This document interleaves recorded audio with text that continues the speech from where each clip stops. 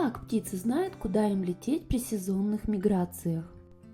Ученые давно выяснили, что способность птиц к навигации обусловлена наличием у них компасной системы и некоего подобия карты местности. Природа компаса уже не является полной загадкой. В частности, установлено, что птицы используют 3 независимых друг от друга системы – звездный, солнечный и магнитный компас. Подписывайтесь на канал Bloom Facts.